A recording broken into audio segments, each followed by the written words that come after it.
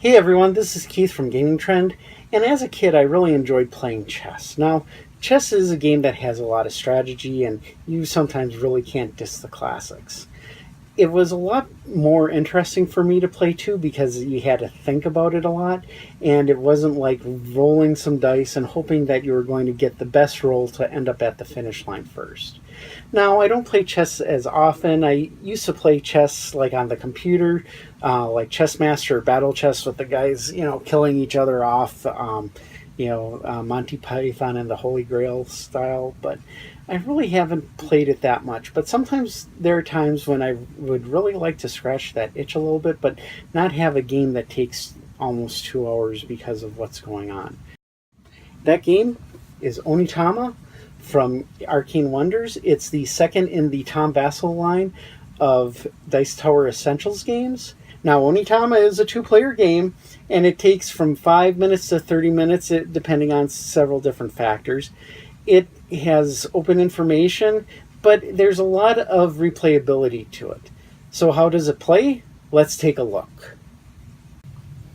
Now, one of the most unique characteristics of Onitama is the box itself. At first, you might think you have to open it from the top or the bottom, but what actually happens is you have this magnetic flap here that sticks tight. Then when you open it, you have a nice little picture there with the name of the game. And then you can flip it up and you'll see the components for the game itself. Here you have your game map. And it's rolled up nice and tight, and it's like a mouse pad type fabric, you can see.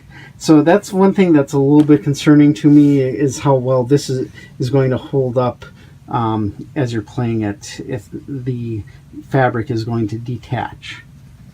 Inside you can see the cards that have the different moves on them, your playing pieces, the red and the blue ones, and then your instruction book is right here. So here we have Onitama all set up. You have your 5 pawns for the red, 5 for the blue, and inside the very middle is the master.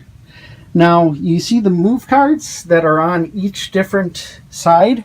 Every player gets 2, and then there's 1 put to the side. So each game you play with 5 of these move cards. Now there are 16 in total, so you're going to have plenty of different options for every single game, and these really make the game very interesting because it determines how you move each of the pieces. Now if you take a look in the bottom right corner of this card here, it has a red symbol, and you can see that all of these have either a red or a blue symbol. That indicates who gets to go first. So in our game, the red player gets to go first. So here you have 2 options for the movement. You have the rabbit and you have the cobra. The black square is where the piece currently is, and the red squares are where you can actually move to. In this example, I think that your best option is to use the cobra because you can move forward. The rabbit, you can move the same amount, but you might want to use it for moving backwards. So in this case, I will take the cobra and go up like this. Now my turn is over, so I take this card, flip it over, move it to the right, then I take this mantis card, take it, and then put it in my area. So now it's blue's turn to go. And they can use one of their 2 cards. So in this case, well, we can do something similar with the eel. So we move them there, and we take the eel card, flip it, and put it to the side, and then put the cobra card right there. And this is how play continues. It's very simple to know how you're going to move because you have your moves right in front of you, and you can see what options your opponent also has. So how do you win the game? There are 2 different ways to win the game. The first is to capture the master pawn of your opponent. So when you take a look at these, they're not only movement, but they're capture cards. So, like let's say we move here with the Mantis card. Put the eel card right down here. And, oh, we have the Cobra card. So the Cobra card, play it. You move that guy there. And this guy is out of the game.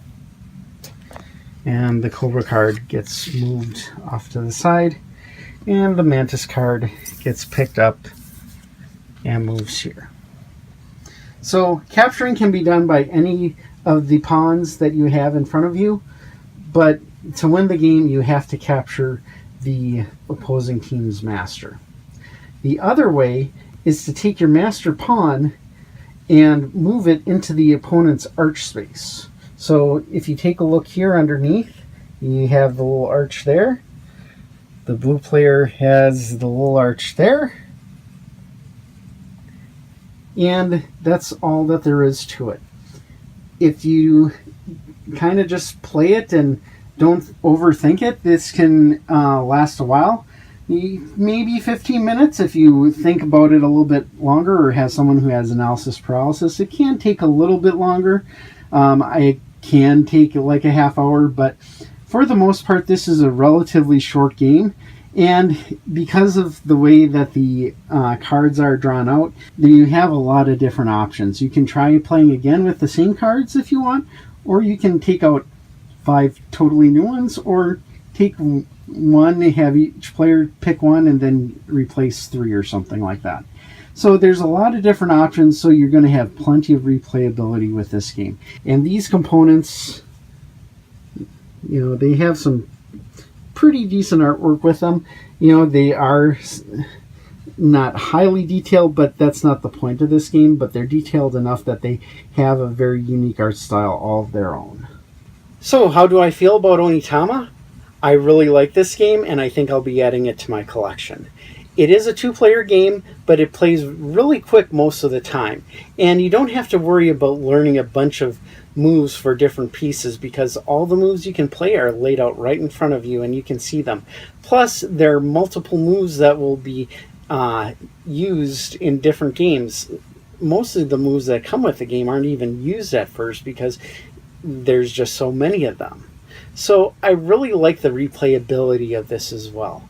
I really think that this is a game that should go into your collection, especially if you like strategy games.